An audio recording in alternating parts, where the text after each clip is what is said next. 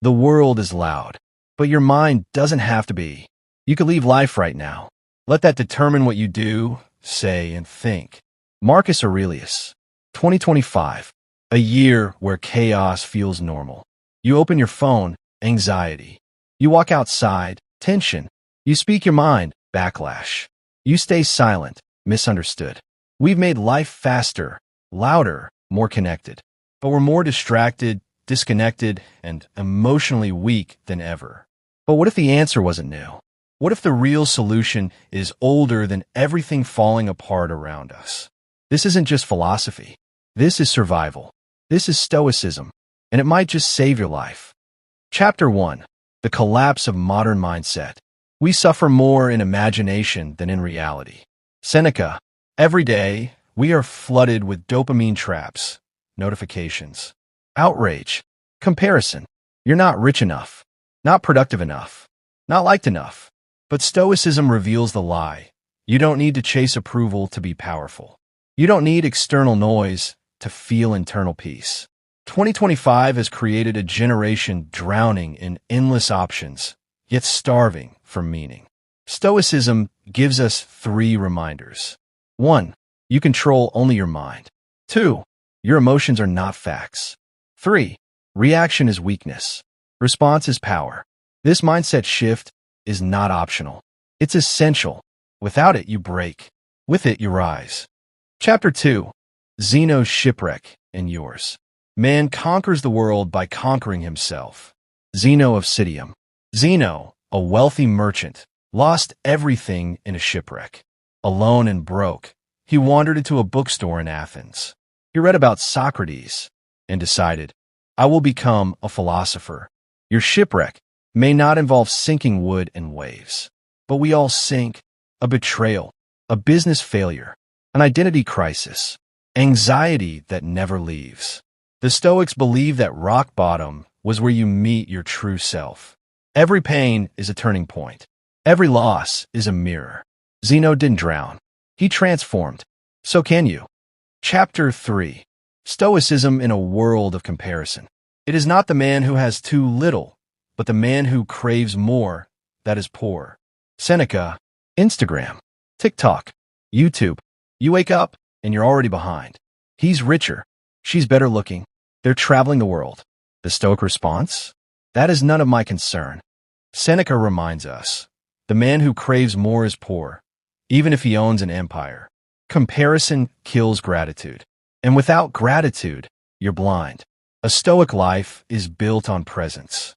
You own only one thing, this moment. And in this moment, you lack nothing. Chapter 4. Outrage culture and the Stoic response. If someone can prove me wrong and show me my mistake, I will gladly change. It is the truth I seek, not ego. Marcus Aurelius. Modern society profits from your outrage. Algorithms reward impulsive reactions. Clicks come from controversy. But Stoicism trains you to respond, not react. Before you speak, ask, is this under my control? Will this matter in 5 years? Am I adding clarity or noise? The Stoic doesn't avoid truth, but he speaks it with outrage. In a world screaming for attention, silence is rebellion. Chapter 5. Emotional control is the real flex. No man is free who is not master of himself. Epictetus. In 2025, everything is designed to control you. Ads that trigger your insecurities. Clickbait that spikes your emotions. People who manipulate your reactions. But the Stoic says, master yourself, or be mastered. You don't need to suppress emotions. You need to understand them. Anger is a signal. Fear is feedback, but neither should drive your decisions. Power is not loud. It's calm. The loudest person in the room? Usually the weakest. Train yourself to pause, to breathe, to ask, is this mine to carry? Chapter 6. Death, detachment, and clarity. You could leave life right now. Let that determine what you do, say, and think. Marcus Aurelius. The Stoics meditated on death every day. Why? To become fearless, focused, free. Modern culture avoids death, pretends it won't come. But death is the filter for what truly matters. The moment you remember your time is limited. You stop chasing attention, seeking validation, wasting energy on drama. You start living with urgency, loving with depth, creating with purpose. Memento mori isn't morbid. It's fuel. Chapter 7. Building your Stoic morning. A Stoic life begins before sunrise. Morning practice. 1. Journal what you can and can't control. 2. Set your intention. I will not be ruled by emotion. 3. Reflect on death. Asterisk, if today were my last, how would I act?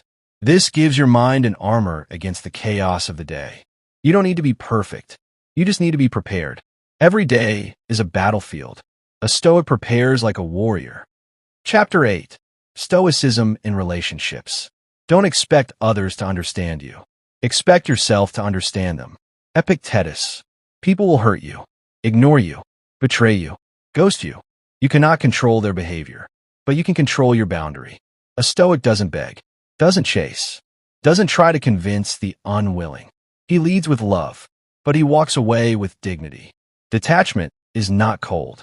It's clear. Chapter 9. The Stoic Warrior versus the Modern Victim. 2025 rewards victimhood. You get attention for being broken. But Stoicism isn't about staying broken.